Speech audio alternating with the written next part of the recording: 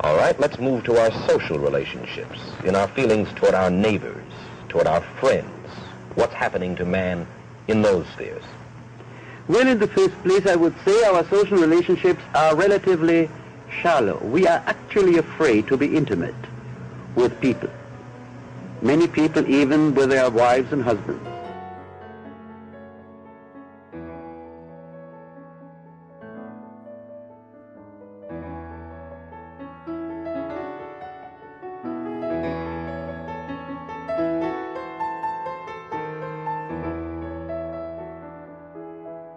Somebody said, Jack, don't you believe in love?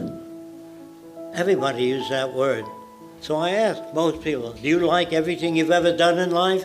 The answer is no. And sometimes you love yourself, sometimes more, sometimes less, sometimes what a dumb thing I did. Do you understand? Love is a fluctuating thing. It's not fixed.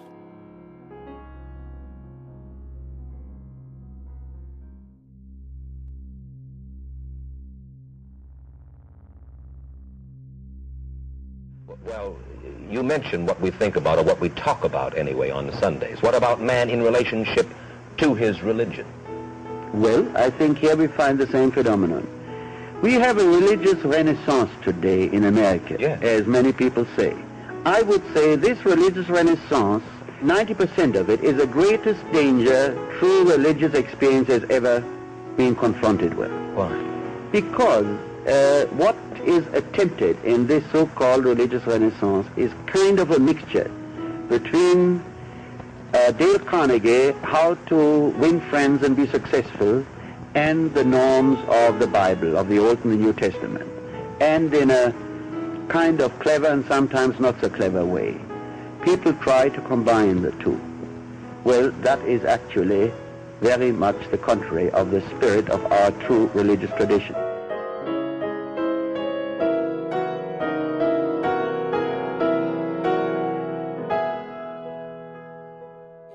Who's this guy with a white collar that says, I now pronounce you man and wife? Where the hell did he come from?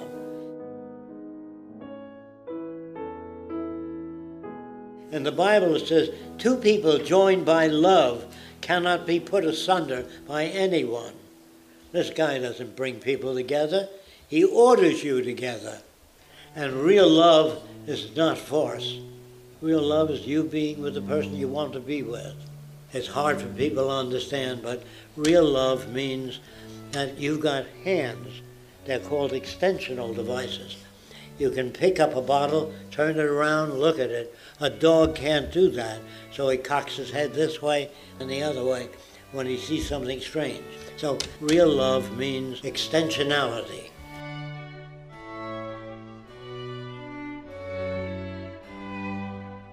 I hope my boyfriend loves me. That doesn't do anything to make him love you. It's your conduct and his values that determine who he picks. He thinks he picks the girl of his dreams, but he's been watching movies, reading novels, so he goes toward girls that look like what he believes is the right person.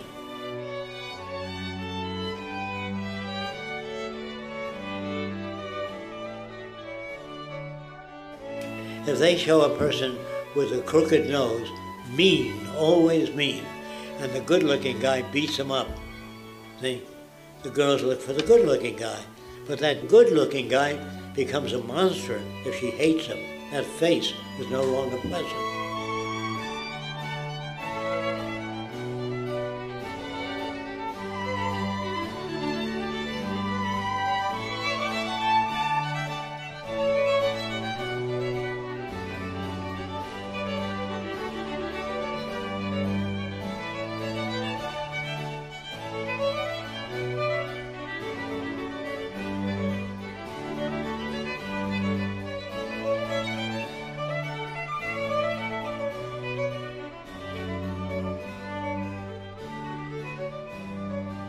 Now, if you fall in love at 16, and then you fall in love again at 30, it's different than the kind of love you fell in love with at 16. At 40, you have a very different picture of what you want. So love is not a constant. The trouble with it is, in the future, now you can't help this, You will love anybody you meet. If you married a guy because he has 7 qualities you love, and then you meet another guy with 40 qualities you love, you're going to love that person. You're going to get confused. Do I really love my husband or don't I? Sometimes you do, sometimes you don't. There's nothing wrong with them. They're reflecting their culture. Do you understand what I'm saying? There's nothing wrong with anybody. I'm trying to tell you something else. We never make a mistake in our lives. When you don't know enough about human behavior, you go out with the wrong people and they hurt you. That's not a mistake. You're using the best tools you have. When you fall in love with the wrong girl or you fall in love with the wrong guy, your value systems become updated or you become bitter. So I'm never getting married, depending on your experience. So in the future, you will love anyone that's lovable. Do you understand what I'm saying? There's not a thing you can do about it.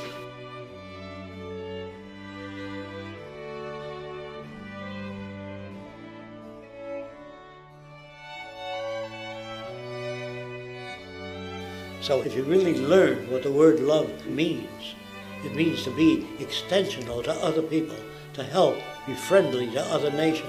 If they lack resources, help them develop their resources. But if you keep things to yourself, you'll build hatred.